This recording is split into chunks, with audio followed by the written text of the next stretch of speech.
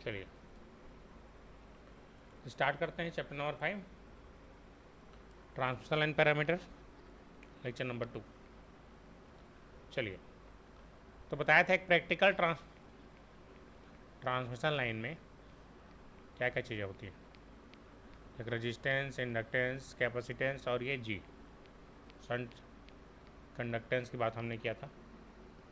उसके बाद मैंने बताया था कि इसका जो शंट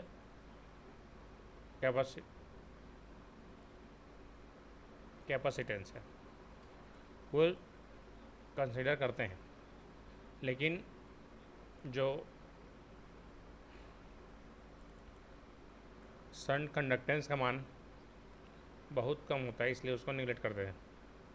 ठीक है, आई बात समझ क्लियर है सबको? Calculation of transmission line resistance बताया था, ये क्लियर है सबको? बताएंगे एक बार, निकाल लोगे? आरडीसी कैसे निकालेंगे? किसी भी चीज़ का रजिस्टिविटी पता है, लेंथ है, एरिया बताए तो आरडीसी निकल जाएगा। आरएसी कैसे निकालोगे? 1.6 टाइम्स आरडीसी। उसका तो क्या बताया था? सिग्निफिकेंस। क्या सिग्निफिकेंस है? रेजिस्टेंस रिप्रेजेंट हीट प्रोडक्शन बताया था, real power loss. Resistance represent voltage drop in transmission line. Resistance पर फेज टोटल पावर लॉस बताया था।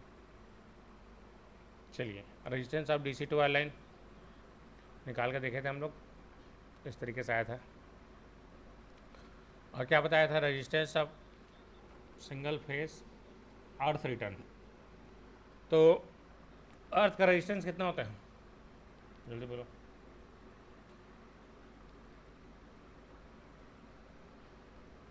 जीरो। याद रखिएगा, अर्थ का इफेक्ट और रेजिस्टेंस में कोई प्रभाव नहीं पड़ता। और 3 फेज का कैसे निकालेंगे? R A, R B, R C अलग अलग निकालेंगे, तीनों फेज का, और एवरेज निकाल देंगे पर फेज। अब चलिए इंडक्टेंस यहाँ से स्टार्ट करते हैं, लेक्चर नंबर 2। इसके पहले लेक्चर नंबर 1 का मैंने कुछ क्लास बताया था, रिकेप बताया था।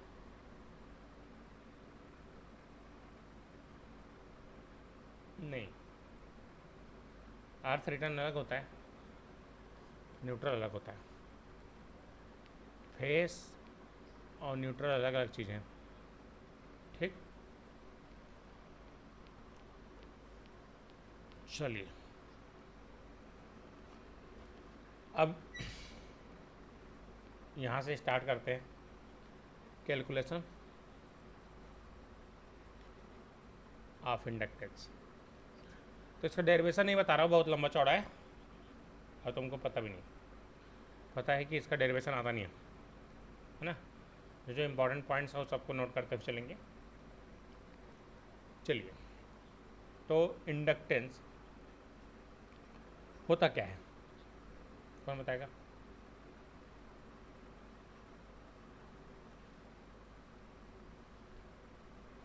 क्या होता है इंडक्टेंस? जल्दी बोलो, पढ़े होगे बेसिक इलेक्ट्रिकल में सब लोग।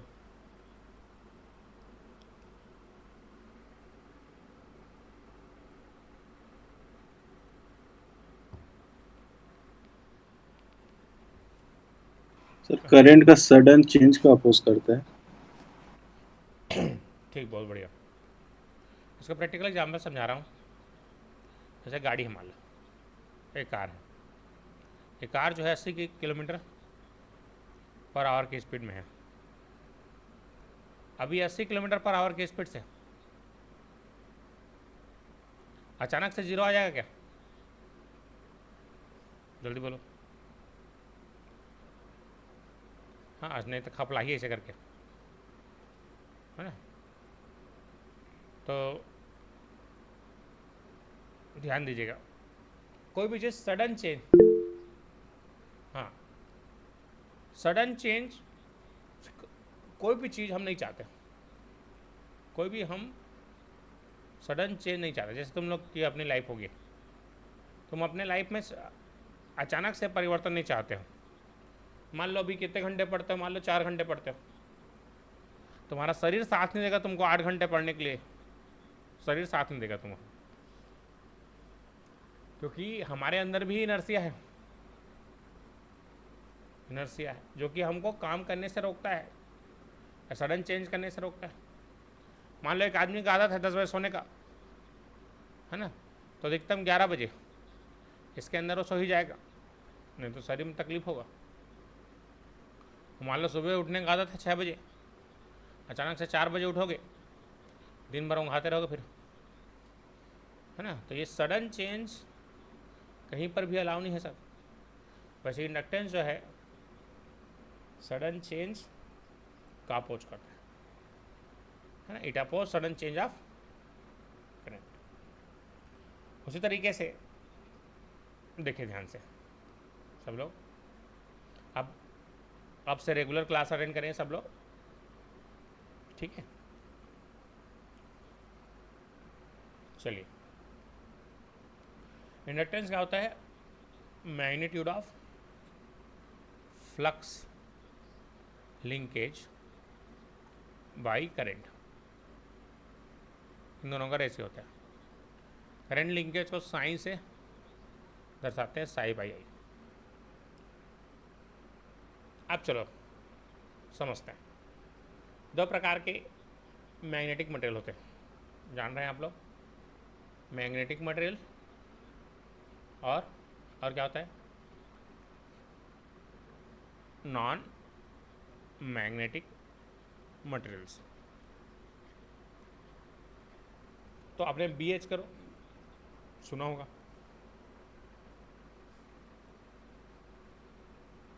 चलिए अब इसमें Sai flux linkage versus current, अगर इसके बीच ग्राफ खींचेंगे, मैग्नेटिक मटेरियल है, आपको याद होगा मटेरियल्स, याद है कि नहीं, जल्दी बोलो, थोड़ा बहुत मैग्नेटिक मटेरियल याद है,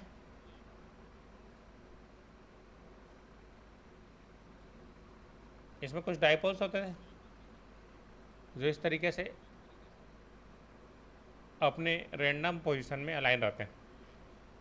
जैसे एग्जाम्पल के लिए तुम लोग जिस क्लास में बैठते होगे, टीचर आया नहीं है, टीचर आने के पहले सब अपना अपना काम करते रहते हो, जैसे टीचर आया, करंट आया, तो सब के सब क्या होंगे, एक डायरेक्शन में क्या होंगे, जल्दी बोलो, अलाइन हो जाते हो कि नहीं, क्लास याद है सबको, अपना जैसे टीचर आया, है ना, सब अलाइन हो जाते थे। तो ये क्रम कब तक चलता रहता, जल्दी बोलो, ये अलाइनमेंट का क्रम कब तक चलता रहेगा, ऐसा हम प्रकाश। हाँ सर, करंट जब तक देंगे सर। अब मान लो करंट देते रहे, बढ़ाते रहेंगे, तो एक समय आएगा हाँ सर, सेचुरेशन पॉइंट। जब सब के सब अलाइन हो जाएंगे, इट्स कॉल्ड सैचुरेशन पॉइंट। पढ़े हो सब लोग, जल्दी बोलो, मैग्नेटिक मटेरियल के लिए फिर स्लोप, ये स्लोप को D sign by D I, इसी को बोलते हैं हम लोग इंडक्टेंस सेल। ये किसके लिए है, नॉन मैग्नेटिक मटेरियल, इस तरीके से। अब मान लो एक ऐसा क्लास है, या बाल्टी का एग्जाम्पल देता हूँ, ये नल है, नल जो है पानी भर रहा है, इस तरीके से पानी भर रहा है, कब तक भराएगा, जितनी उसकी कैपेसिटी बाल्टी की, मान लो 10 लीटर है, 10 लीटर भराएगा। अब मान लेते हैं एक दूसरा केस, नॉन मैग्नेटिक मटेरियल। अब ये ऐसा एक केस है, देखिए नॉन मैग्नेटिक मटेरियल खींचेंगे, तो नॉन मैग्नेटिक मटेरियल का एक ऐसा बाल्टी मान लीजिए जो बीच से खाली है, या खोखला है, ऐसा बाल्टी है, तो इसमें कितना भी पानी भरेंगे, कभी पानी भराएगा क्या, जल्दी बोलो,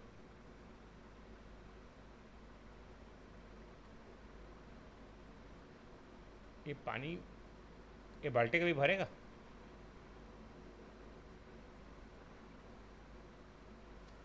यस और नो?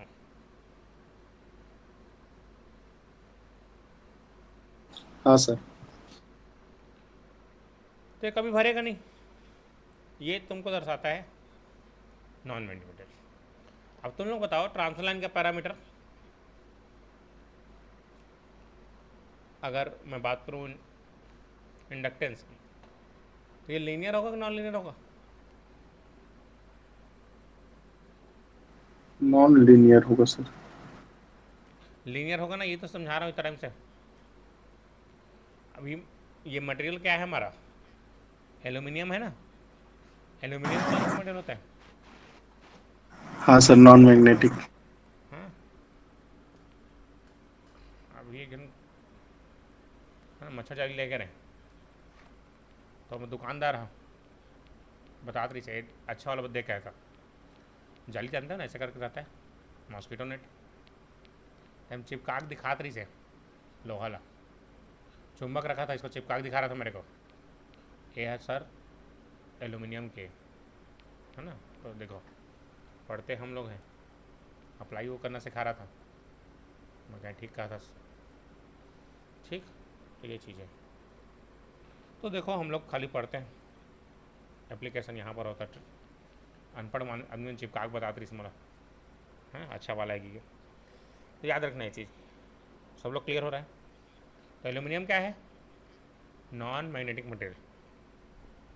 इसलिए इसका जो ग्राफ बनेगा साइन वर्सेस आई, वो कैसा बनेगा सर? याद रखिएगा, लीनियर। याद रहेगा सबको? एग्जाम में पूछा भी जाता है। तो इसमें पूछा जाता है कि लीनियर होता है कि नॉन लीनियर। देखो एक इंसान है मान लो, तो एक चीज़ समझते हैं पहले। इसको पढ़ने का मन कैसे कैसे कर सकते हैं? चलो बोलो, कैसे ओम प्रकाश कैसे कर सकते हैं इसको पढ़ने का मन?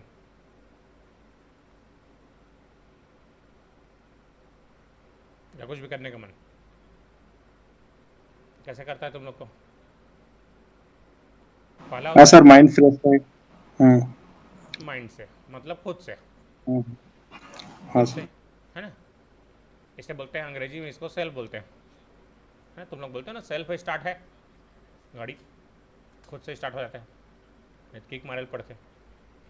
तो कई बार क्या होता है, खुद की अंतरात्मा बोलती है अब बहुत दिन हो गए, अब सीरियस हो जा, पढ़ाई कर। एक बार क्या होता है, हिजगा ये बगल वाला सी से भी एक नौकरी पागे, तो हिजगा से होते वो जब बन सकते थे, और जो बन सकते थे हम बन सकते। तो ये होता है म्यूचुअल, है ना। ये होता है दूसरों को देख के। हिजगा जानते हो कि नहीं? होता है कि नहीं तुम लोग को भी? बगल वाला आइसक्रीम खा रहा है, मैंने भी खाना है, ठीक। तो ये चीज़ होता है हिजगा। वैसे टाइप का ये फ्लक्स लिंकेज भी दो टाइप का होता है। एक तार के खुद के कारण तो इंटरनल, और एक होता है एक्सटर्नल, दूसरे कारण, है ना। आई बात समझ? तो ये साइन दो प्रकार का होता है, तो याद रखना, लिखो नोट करके, बोथ इंटरनल एंड एक्सटर्नल। जो फ्लक्स लिंकेज है वो किस में हो रहा है? Flux linkage occurs in non magnetic material, non magnetic material. Therefore क्या होगा बताओ? Inductance of transfer line, inductance of transfer line क्या होगा? लीनियर के नॉन लीनियर? जल्दी बोलो। लीनियर याद रखिएगा, नोट करके लिख लो, both internal and external flux linkage occurs in non-magnetic material, therefore inductance of transmission line is linear. चलिए यहाँ तक क्लियर होगी बात, ये क्लियर हुआ, समझ में आया कि सबको? चलो अभी और डिटेल पढ़ेंगे, बस डेरिवेशन नहीं बता रहा हूँ, बस कुछ चीज़ें इंपॉर्टेंट बताऊँगा यहाँ पर, उसे बस याद रखिए। चलिए आगे बढ़ते हैं। अब लिखिए सिग्निफिकेंस। सिग्निफिकेंस क्यों पढ़ रहे हैं सर? कुछ तो कारण होगा। Significance of inductance in transmission line, क्या कारण है, कौन बताएगा? क्या सिग्निफिकेंस हो सकता है? जल्दी बोलो, किसी को पता है तो। जानकर जी बताइए। सर इंडक्टेंस को रिप्रेजेंट करने के लिए, रिएक्टिव पावर को एब्जॉर्ब करने के लिए। बढ़िया। क्लास कैसे गायब थे? सर थोड़ा अभी इंस्पेक्शन चल रहा है तो थोड़ा टाइम नहीं मिल रहा था सर, कल लास्ट है AICT का, हम्म, कल से फ्री हो जाऊंगा सर, कंटिन्यू क्लास अटेंड करूँगा। बढ़िया। तो इंडक्टेंस रिप्रेजेंट, पहला तो है reactive power absorb, reactive power absorb करता है ट्रांसफर लाइन। तो पहला क्या बताता है कि absorb by transmission line. Clear हो गई बात? दूसरा, inductance represent voltage drop due to D sign by D T. आई बात समझ? तो दो चीज़ों से ये रिप्रेजेंट करता है, याद रखिएगा। सिग्निफिकेंस ऑफ ट्रांसफर लाइन पूछेगा तो रिएक्टिव पावर एब्जॉर्ब करता है, पहला चीज़। दूसरा वोल्टेज ड्रॉप। क्लियर हो गई बात? Inductance represent reactive power absorb, दूसरा voltage drop due to D sign by D T. क्योंकि एल है तो 2 पाई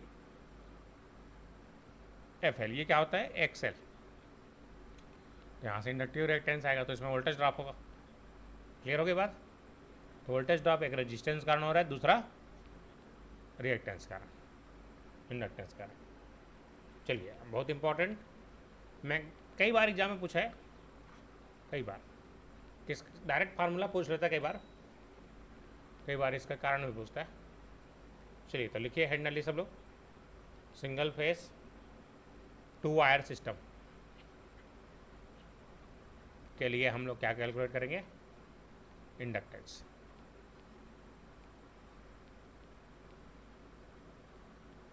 inductance of single phase 2 wire system.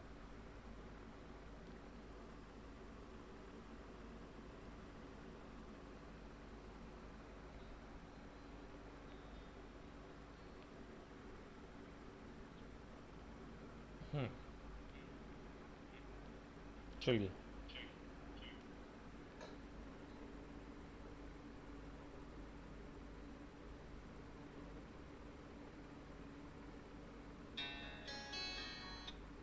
क्या, एक मिनट ना,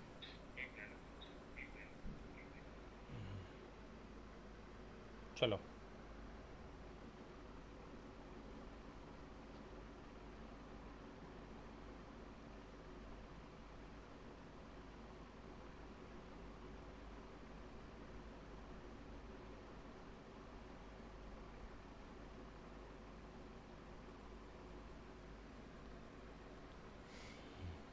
हाँ बता, हाँ बता।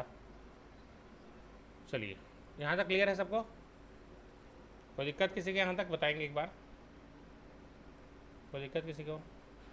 No sir. हम्म, चलिए स्टार्ट करें।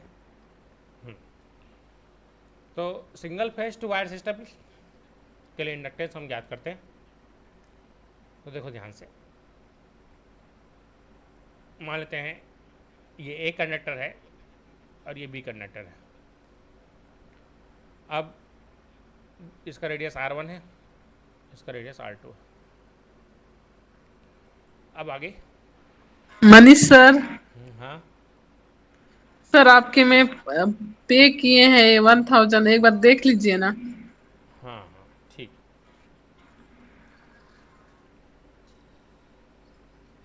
ठीक है मैडम, बात कर लेंगे क्लास पर। हाँ चलिए हाँ आगे बढ़ते हैं।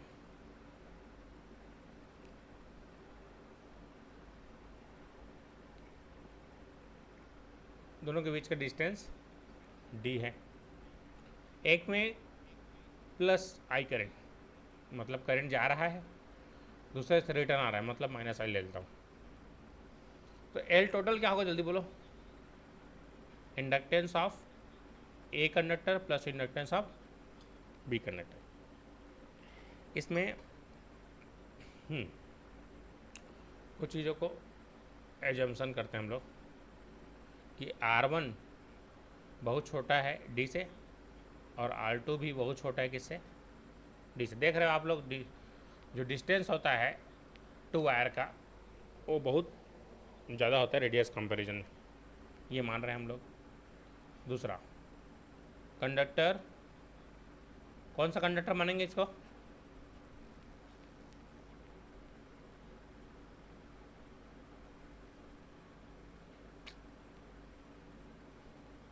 Solid conductor. स्टैंडर्ड नहीं मानेंगे, सॉलिड कंडक्टर लेके चलेंगे अभी। और current density J equal to constant, मतलब स्किन इफेक्ट नहीं हो रहा है ये मान के चलेंगे, स्किन इफेक्ट को निगलेक्ट करके चलेंगे, क्योंकि हमने स्किन इफेक्ट को ऑलरेडी ले चुका है किसमें, रेजिस्टेंस में, है ना, रेजिस्टेंस में ले चुके हैं, इसलिए यहाँ पर लेने की ज़रूरत नहीं है। ठीक, इसमें ऑलरेडी हमने स्किन इफेक्ट को ले लिया। ठीक, आगे बढ़ते हैं। अब देखिए मैंने बताया था भी, देखो ध्यान से। अब यहाँ पर करंट हो रहा है, करंट फ्लो हो रहा है, तो इसके कारण क्या बनेगा, मैग्नेटिक फील्ड बनेगा खुद का, करंट खुद के कारण। तो इससे जो फ्लक्स लिंकेज होगा वो इंटरनल होगा। अब यहाँ पर दूसरे में भी करंट फ्लो हो रहा है, इसके कारण जो फ्लक्स लिंकेज होगा इसमें, इसे क्या बोलेंगे, फ्लक्स एक्सटर्नल, दूसरे के कारण, है ना। आई बात समझ, क्लियर हो, जल्दी बोलो।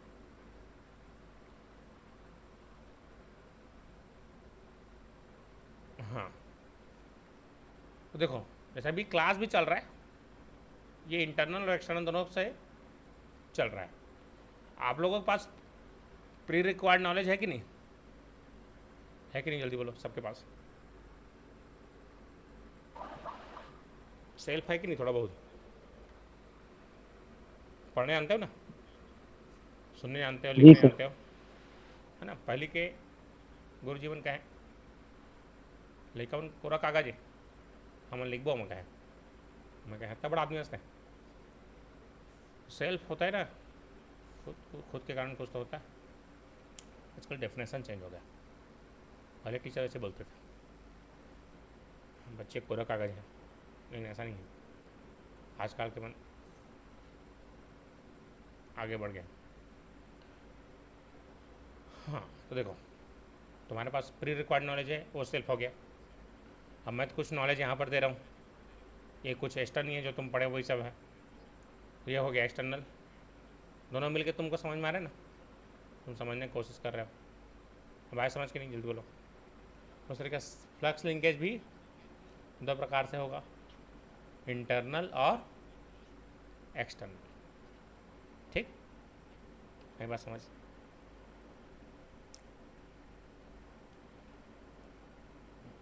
ठीक है, डेरिवेशन नहीं बता रहा हूँ। तो यहाँ से साई टोटल बराबर निकालेंगे, तो Sai internal plus psi external, इसमें करंट का डिवाइड कर देंगे, तो इंडक्टेंस भी आएगा, वो दो प्रकार से आएगा। एल टोटल बराबर, ये किसके लिए निकाल रहे हैं, एक कंडक्टर के लिए, तो L internal plus L external, याद रखिएगा। तो एल इंटरनल कितना होता है, किसी को याद है? तो एल इंटरनल का मान होता है mu naught mu R by 8 pi henry per metre. अभी बताओ, इंटरनल जो चीज़ है वो किसी चीज़ पे डिपेंड कर रहा है क्या? जल्दी बोलो।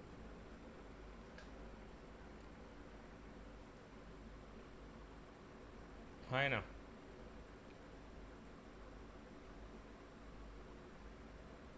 म्यू नॉट क्या है? कांस्टेंट है। और मैग्नेटिक नॉन मैग्नेटिक मटेरियल के लिए म्यू आर का मान होता है 1, तो क्या हो जाएगा म्यू नॉट बाई 8 पाई। तो ये कांस्टेंट है कि नहीं? जल्दी बोलो।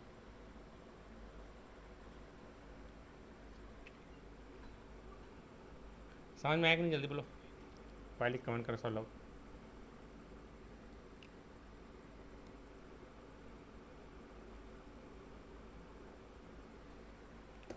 आगे समझ सबको? Anjali, Ranbir, Om Prakash, Umesh, Devendra sir, hello madam. ठीक, चलिए। तो इसी कारण क्या होता है, हमारे पास नॉलेज है, सब चीज़ है, पुस्तक है, कापी है, सब चीज़ है, लेकिन पढ़ने का मन बस नहीं होता। इसलिए जो एक्सटर्नल लोग हैं, ये इंटरनल है, ये कांस्टेंट रहता है, एक समय तक रहेगा, पढ़ने का मन करते रहता है, कुछ समय बाद पढ़ने का मन खत्म हो जाता है, क्योंकि कांस्टेंट है, बाहर से एक्सटर्नल फोर्स नहीं है, इसलिए हमको एक्सटर्नल चीज़ों को लाना पड़ता है। जैसे ये देखो, उसी चीज़ को पढ़ा रहे हो जो तुम पढ़ चुके हो, लेकिन तुम यहाँ पर ध्यान दे रहे हो क्योंकि एक्सटर्नल फोर्स है यहाँ पर। देखो ध्यान से, म्यू नॉट का वैल्यू कितना होता है?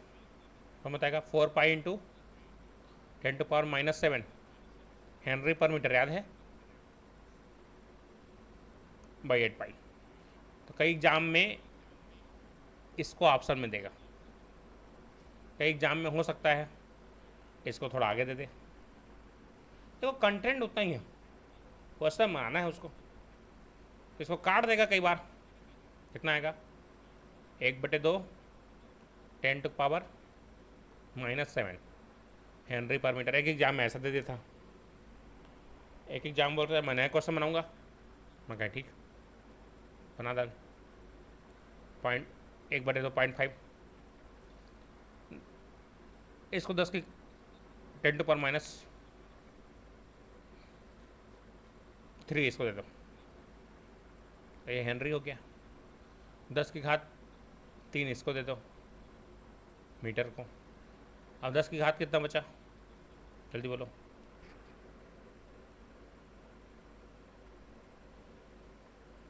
-1 -1, कितना हो गया? 0.05। ये क्या हो जाएगा? 10⁻³ मतलब क्या हो गया? Millihenry. 10⁻³ मीटर मतलब किलोमीटर। मतलब एक एग्जाम में ऐसा दे दिया था। समझ पा रहे सब लोग? कुछ भी कर सकते, रिश्ता वही, सोच नहीं। हाँ, ये देखो ऐसा दे सकता है, ऐसा दे सकता है, ऐसा दे सकता है ना, एक एग्जाम में ऐसा दे देरी से या नहीं कर सकता। ठीक, तो हम लोग हर एग्जाम के लिए तैयार रहते हैं, क्या क्या सोच सकते हैं एग्जामिनर। याद रहेगा सबको? एल इंटरनल याद रहेगा? जल्दी बोलो। और ये एग्जाम में एक और चीज़ पूछा था, किस पे डिपेंड करता है? किस पे डिपेंड कर रहा है सर? जल्दी बोलो।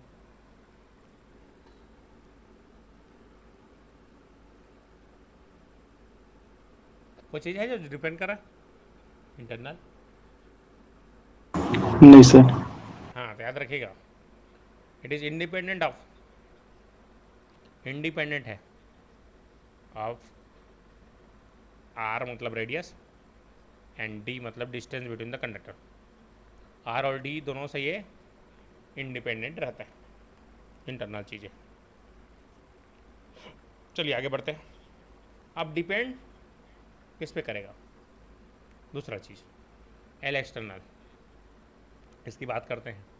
डेरिवेशन में 2-3 बैच चल देता है, थोड़ा बहुत याद होगा तुम लोग को, तो याद है कि नहीं, भूल गए सब। Mu naught mu R by 2 pi L N D by R1, ये हेनरी पर मीटर। याद रखिएगा एल एक्सटर्नल कितना है, म्यू आर का मान कितना होता है बताया था, 1 होता है, mu naught by 2 pi L N D by R1 henry per metre. ये हो गया एल एक्सटर्नल की बात। अब एक्सटर्नल लोग हैं, बाहर वाले हैं, हाँ, तो बाहर वाले हैं तो कितने दूर पर है, जो रिश्तेदार हैं कितने दूर वाले हैं, है ना, और कितने आर, रेडियस कितना है उन लोग का, ठीक, तो इस टाइप का। तो डिस्टेंस ज़्यादा रहेगा, उस पर डिपेंड करेगा, कम रहेगा उस पर डिपेंड करेगा, रेडियस पर डिपेंड करेगा, है ना, कितना, ठीक है, एक्सटर्नल चीज़ें। क्लियर हो के बाद जल्दी बोलो। फार्मूला बस याद रहेगा पहले, आज फार्मूला जाके कब नोट कर लेना। अब चलो बताओ एल टोटल क्या होगा, कौन बताएगा एल टोटल क्या होगा।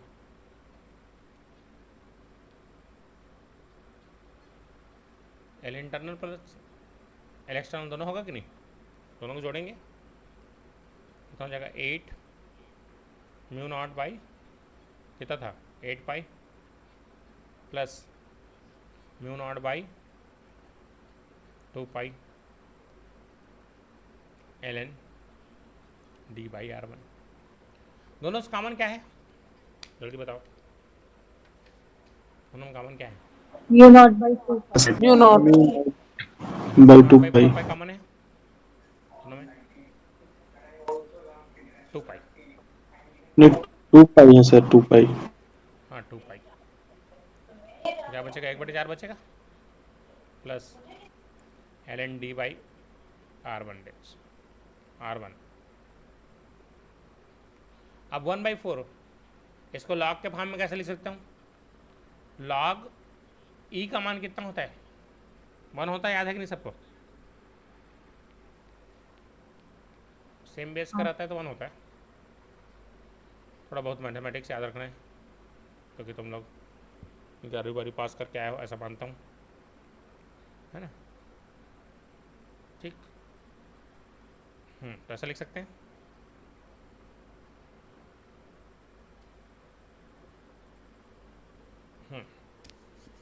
अब आगे बढ़ें, ठीक, इसका लास्ट वाला डायरेक्ट भी बता सकता था लेकिन थोड़ा सा डेरिवेशन मैं यहाँ बताता हूँ।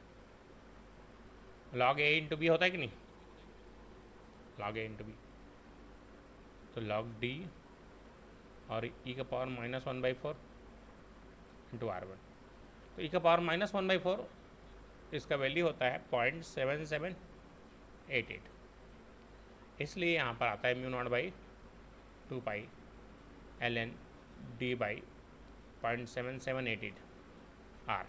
इसीलिए यहाँ पर हम लोग नया चीज़ लिखते हैं, उसको बोलते हैं इफेक्टिव रेडियस, है ना, क्या बोलते हैं उसको, R डेज, R1 डेज। ये क्या होता है 0.7788 R। याद रखिएगा ये केवल किस में आ रहा है, इंडक्टेंस में आ रहा है। तो एल टोटल कितना आ जाएगा जल्दी बोलो, mu naught by 2 pi L N D by R1 का डेज, इसको याद रखिएगा। तो ये किसके लिए आया, एल टोटल मतलब ये किसके लिए आया, एक कंडक्टर के लिए। तो एक कंडक्टर के लिए कितना इंडक्टेंस होगा इंटरनल एक्सटर्नल मिला के, तो R1 डेज को क्या बोलते हैं, जल्दी बोलो, इफेक्टिव रेडियस, ऐसे क्या बोलते हैं, इमेजनरी रेडियस है कि मतलब है इमेजनरी रेडियस, या फिर इसी को फिक्टिशियस रेडियस। बहुत अलग अलग बुक है, अलग अलग नाम लिखते रहते हैं। बस याद रखिएगा डेज किस में आएगा, इंडक्टेंस में आएगा। इतने को समझ में बात। एल इंटरनल क्लियर है, एल टोटल क्लियर हो गई। कई बार इसको पूछा है, इसका यूनिट क्या होगा, हेनरी पर मीटर। फिर इसमें तमाशा करते हैं। चलो याद रहेगा, जल्दी बोलो। चलो हम पे आकाश बताओ कितना आया था।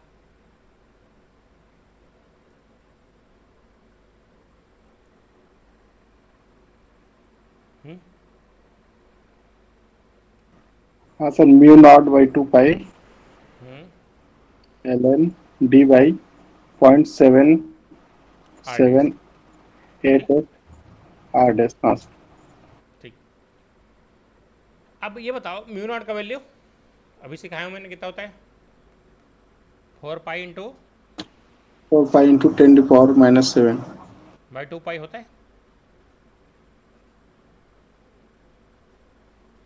अब ये 2 पाई से 2 पाई कैंसर, तो 2 इंटू 10⁻⁻7 ये पढ़े होगे, याद आ रहा होगा सब लोगों को। रेडियस याद आ रहा है सबको, इसको रटते थे। हाँ। चलिए, तो ये वाला हो सकता है ऑप्शन में रहे, ऊपर वाला हो सकता है ऑप्शन में रहे, या फिर एक और हो सकता है ऑप्शन में। चलो अभी सिखाया था ये किस में है, हेनरी पर मीटर में।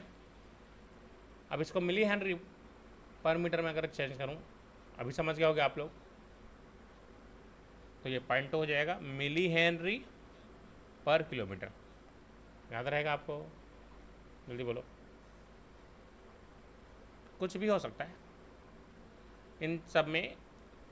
देखो ये आपके पास कैलकुलेटर रहता है क्या एग्जाम में, अलाउ है? नहीं। नहीं है ना, तो इंडक्टेंस का डेरिवेशन वगैरह न्यूमेरिकल वगैरह नहीं आएगा इसमें। पूछेगा तो ये फार्मूला डायरेक्ट पूछ सकता है, या फिर ये डी और आर के बारे में पूछ। अब तुम लोग बताओ, डिस्टेंस बढ़ेगा तो क्या होगा, डी बढ़ेगा तो क्या होगा inductance. Sir 2 × 10⁻⁷ ln d by R dash के बाद नीचे जो 2 × d बाई आर डैश में थोड़ा सा 10⁻⁷ कहाँ गया? अभी सिखाया ना, 10⁻³ हेनरी को दिया तो ये मिली हेनरी बना, अच्छा। एक मीटर को दिया तो किलोमीटर बना। ठीक, हम्म, ठीक है सर। क्लियर हो गया सबको, बाकी लोग बताएंगे।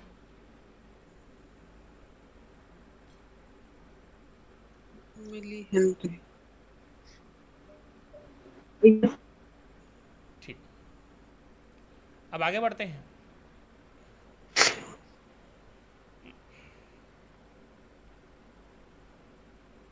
चलिए,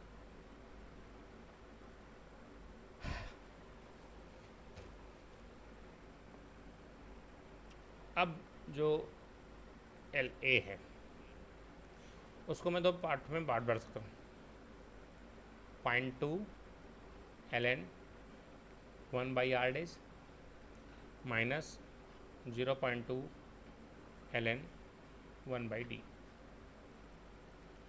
जहाँ ये देखो ये रेडियस सेल्फ का है, ये वाला सेल्फ होगा और ये वाला म्यूचुअल होगा। आया समझ के नहीं, म्यूचुअल तो ऐसा भी दे सकता है। तो जितने फार्मूले मैं बताया हूँ सबको याद रखिए, लिख के फार्मूला कॉपी में, इनमें से कोई भी चीज़ आपको एग्जाम में दिख सकता है। अब ये हुई बात एक सिंगल कंडक्टर की इंडक्टेंस हमने निकाला। अब हमको निकालना क्या था, सिंगल फेस 2 वायर सिस्टम के लिए। तो एल टोटल बराबर क्या होगा, जल्दी बोलो, L A plus L B. अब मान लेते हैं उसके लिए पूरा डेरिवेशन करने की जरूरत नहीं है। एल ए कितना आया था जल्दी बोलो, 2 × 10⁻⁷ ln d/r1 डेज। तो दूसरे के लिए भी कितना आएगा, उतना ही आएगा कि अलग आएगा? सेम आएगा क्या सर? हाँ सेम आएगा, बस रेडियस आल्टो है तो आल्टो ले लेते हैं, ठीक है। अब 2 × 10⁻⁷ ln log a into B गुड़ा हो जाएगा, तो ये डी स्क्वायर होगा, जल्दी बोलो। ये r1 डैश और ये r2 डैश होगा कि नहीं होगा? अब एक काम करता हूँ, डी स्क्वायर से बाहर निकाल लेता हूँ, ऐसा होगा?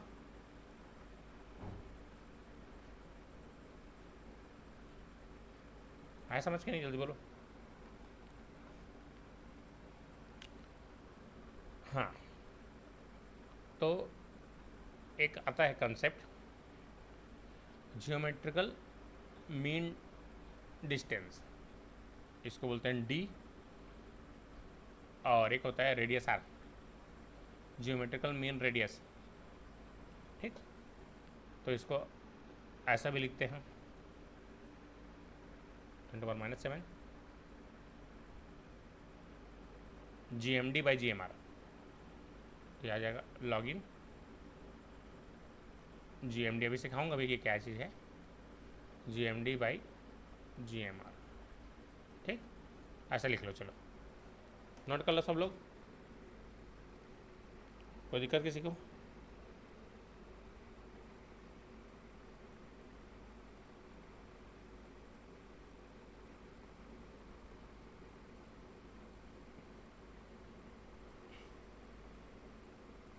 कोई दिक्कत किसी को बताएंगे एक बार, कोई दिक्कत किसी को?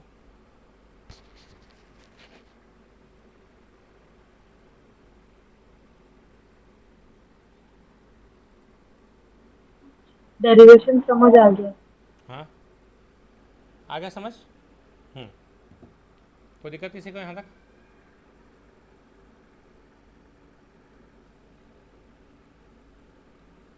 ठीक,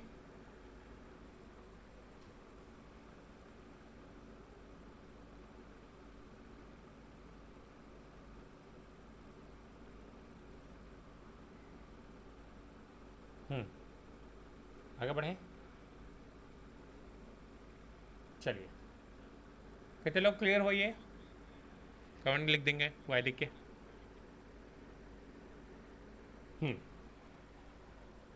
चलिए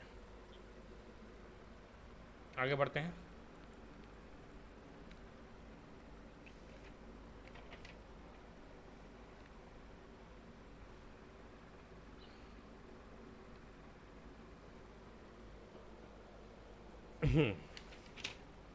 अब याद रखिएगा, इंडक्टेंस का इफेक्ट अर्थ पे कोई प्रभाव नहीं पड़ेगा, single phase single wire system. तो यहाँ पर देखिए, अगर मैं यहाँ पर लूँ ये इस तरीके से अर्थ, ये एल ए मान लेता हूँ इस तरीके से, इसका हाइट है एच, है। तो यहाँ से एल टोटल बराबर क्या होगा, जल्दी बोलो। एल ए प्लस एल अर्थ का रेडियस होगा कि? अब एल ए तो जानते हो तुम लोग कितना होता है, एल ए का बताया था 0.2 ln d/r डेज, जो निकाले थे वो 6, और एल अर्थ का कितना निकालेंगे बताओ? रेडियस कितना है, बहुत ज़्यादा है, 6400 किलोमीटर, जल्दी बोलो। तो ये रेडियस बहुत ज़्यादा होगा, तो 1/, ये बहुत ज़्यादा वैल्यू हो जाएगा, तो ये इंडक्टेंस का मान क्या होगा, बहुत कम हो जाएगा। इसको निगलेक्ट कर सकता हूँ, बहुत कम है मतलब, है ना, ठीक है रणबीर, है ना, क्लियर? तो 0, याद रखिएगा। तो एल टोटल बराबर क्या होगा, एल ए ओनली। अर्थ का इंडक्टेंस 0 होता है, याद रखिएगा। अर्थ का इफेक्ट इंडक्टेंस में भी नहीं आता, तो रेजिस्टेंस में भी नहीं आता, इंडक्टेंस में भी नहीं आता। आई बात समझ? आगे बढ़ते हैं। अब आगे है ना, अब मल्टी कंडक्टर सिस्टम रहेगा। इसे मल्टी कंडक्टर सिस्टम 3 फेस का रहेगा मान लो। तो एल पर फेस निकालेंगे, याद रखिएगा 2 × 10⁻7 एल एन। अगर 3 फेस वायर के लिए भी पूछेगा GMD/GMR, इसको याद रखिएगा, ठीक। इंडक्टेंस पर फेस 3 फेस सिस्टम के लिए भी अगर पूछेगा तो ये याद रखिएगा, हेनरी पर मीटर। क्लियर हो गई बात? चलिए आगे बढ़ते हैं। अब नेक्स्ट है हमारा कैपेसिटेंस। Capacitance of transfer.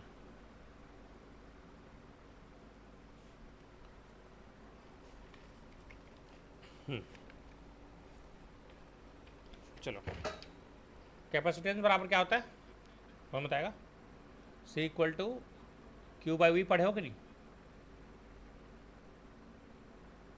जल्दी बोलो।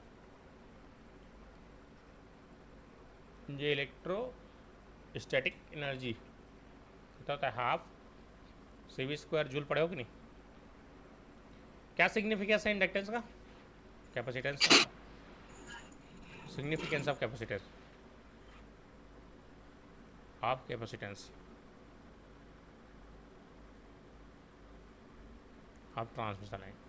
कौन बताएगा? चलो बताओ क्या सिग्निफिकेंस है, कैपेसिटर क्यों पढ़ रहे हैं हम लोग?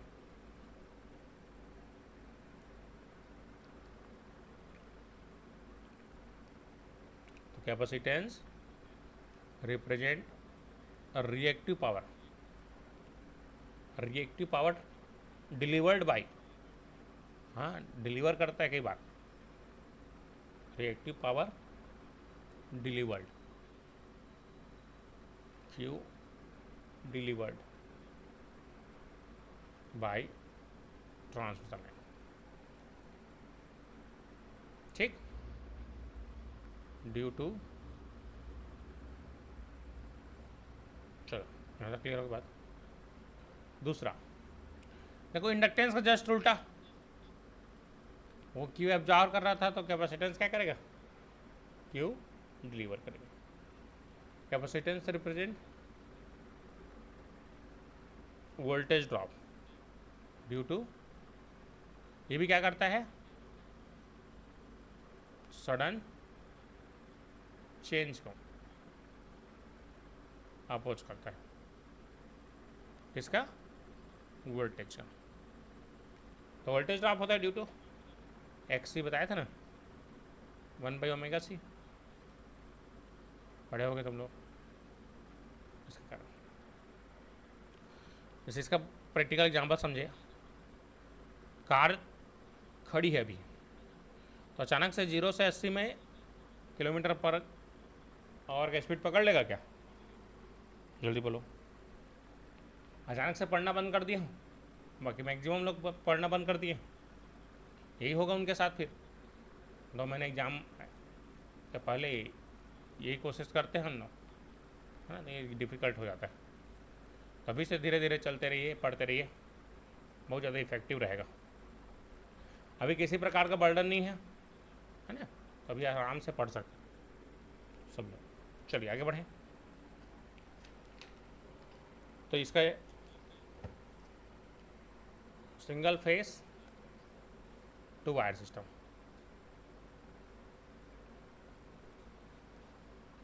मान लेते हैं डिस्टेंस D है, इसका रेडियस R, इसका रेडियस R, दोनों का रेडियस सेम आइडेंटिकल वायर है। एक में +Q मतलब चार्ज जा रहा है, करंट जा रहा है, एक में माइनस करंट। अब आपने थोड़ा बहुत इलेक्ट्रोस्टैटिक्स पढ़ा होगा, तो इसके बीच में एक न्यूट्रल पॉइंट आता है, याद है कि नहीं? एक बीच में न्यूट्रल पॉइंट आएगा जहाँ कोई चार्ज नहीं होगा।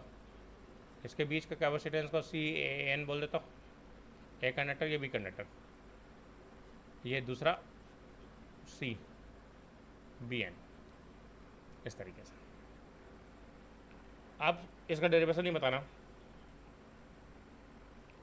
सी ए एन का वैल्यू होता है 2 pi epsilon naught epsilon R L N D by R, याद रखिएगा। अब अगर ये इस तरीके से आया है, दोनों आइडेंटिकल है, तो सी बी एन बराबर भी कितना होगा, सेम होगा कि नहीं होगा? जल्दी बोलो। सेम होगा अगर आइडेंटिकल है दोनों तो। अब तुम लोग बताओ, दो कैपेसिटेंस है जो कि श्रेणी क्रम में जुड़े हुए हैं, तो टोटल कैपेसिटेंस कितना होगा?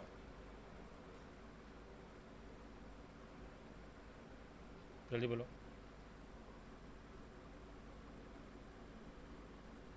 कौन बताएगा? ये तो बताओ।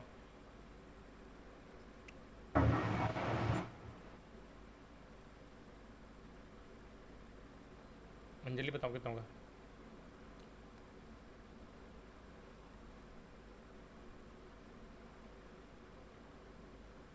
आधा होगा कि नहीं? जल्दी बोलो। ये सी है, ये भी सी है, टोटल तुमसे पूछूंगा तो क्या बोलोगे?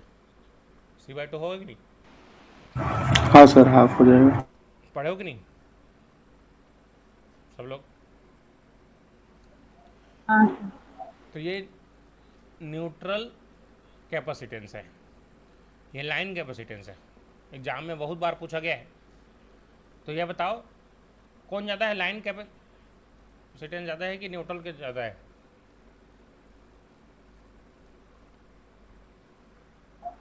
न्यूट्रल के। हाँ, याद रखिएगा।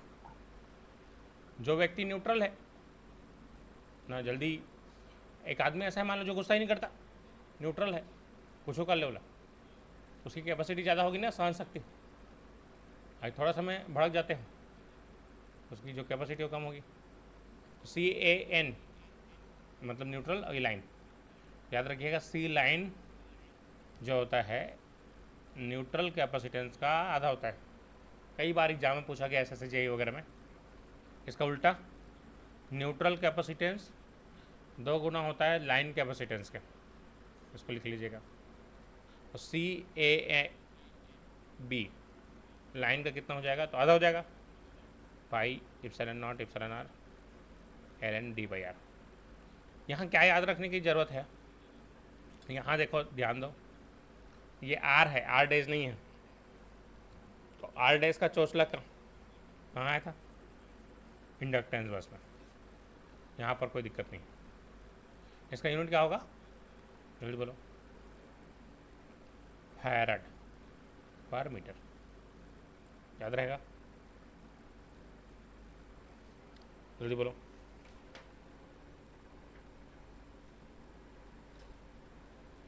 आया समझ नहीं? ठीक।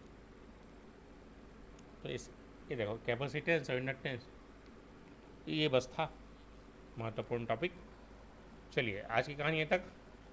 इसके आगे कहानी नेक्स्ट क्लास में देखेंगे। नेक्स्ट क्लास होगा हमारा कल सेम टाइम 8:30 to 9:30। ठीक है, चलिए आज की कहानी ये तक। धन्यवाद। कोई दिक्कत किसी को आज की क्लास में? सर हाँ, सर सारे वीडियोस अपलोड नहीं है आपने। अभी तक जितने क्लास लिए हो तो अपलोड है ना। एक दिन बीच में क्लास नहीं हुआ था, जितना हुआ है उतना ही हुआ है। सर वो आज जो आप टॉपिक बता रहे थे ना, वो वाला नहीं है, क्योंकि मैं पूरा देखी हूँ। देख लेता हूँ एक बार देख लेती हूँ, मैं मैसेज कर दूँगा।